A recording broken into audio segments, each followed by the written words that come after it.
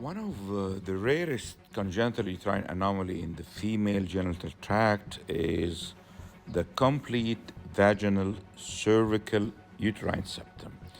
The images at hysterography and ultrasound looks like a complete duplication of the female genital tract.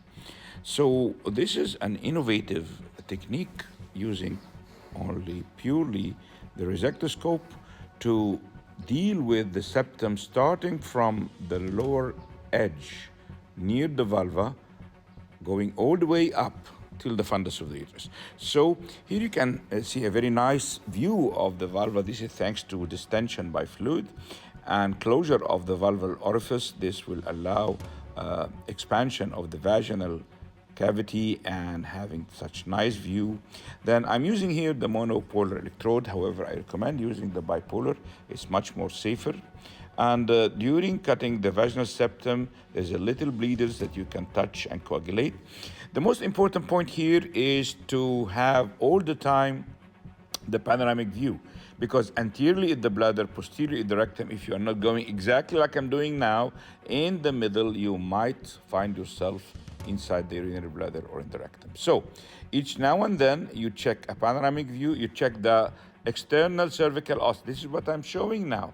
I'm moving the electrode like a seesaw movement, right, left, right, left, right, left. So this cut completely the septum.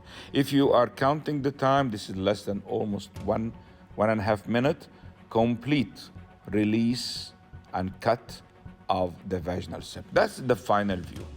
Okay, you enjoy it. And actually, after cutting the septal, the vaginal septal tissues retract, so there is no residual part to excise, and also there is no need to take stitches. Then we come to the most challenging part, which is the cervical part of the septum.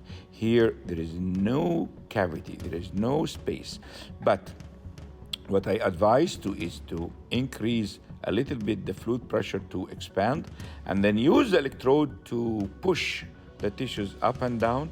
And the endocervical epithelium is your guide to tell you that you are moving from the endocervix. And as you see now, this is the last part of the cervical part of the septum. First, I was about to cut more posterior, and this is dangerous. And then I readjusted my level exactly in the middle. We're almost here at the junction between the cervical part that I finished here and the start of the uterine part of the septum.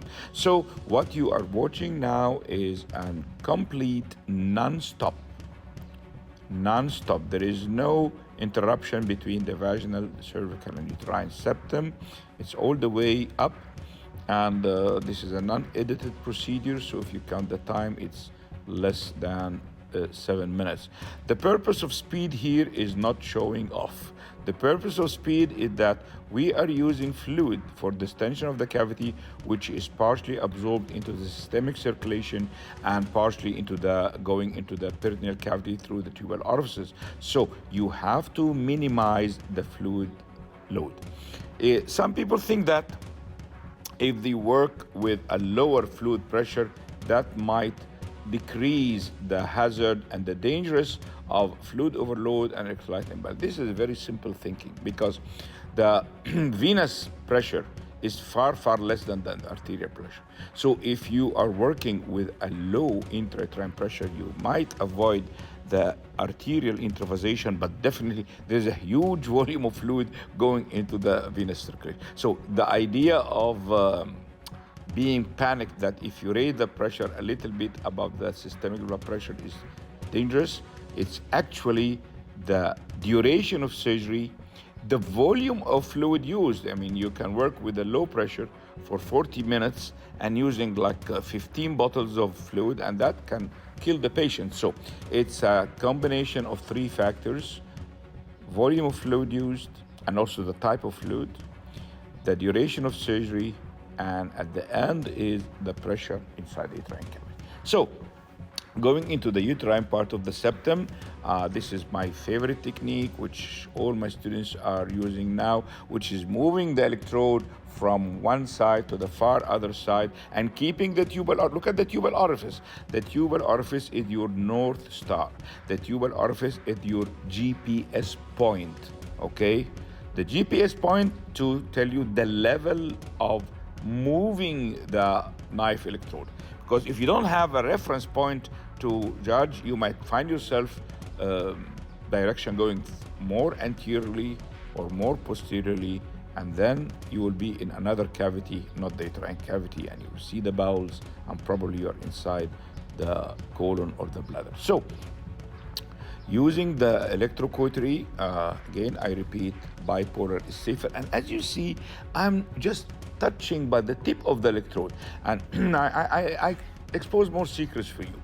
I continuously change between touching by the tip of the electrode or by the body of the whole knife, all right?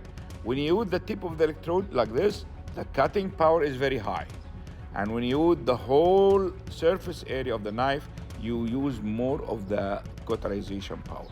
So again, when you are cutting into the septum, you use the tuber orifice as your GPS point, and that will necessitate that sometimes when you are cutting all the way up, you change the level of cut, few millimeter up, few millimeter down, to achieve a uniform, equal retraction of septal tissues. Again, I repeat, it is retraction of this is the revision at the end of the surgery.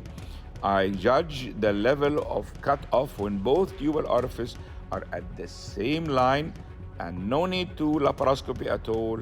And by this, we finish the procedure. And let me share with you the happiness of comparing the hysterography before surgery and after 2 months of the surgery, and the same image by 3D, she has a normal uterus.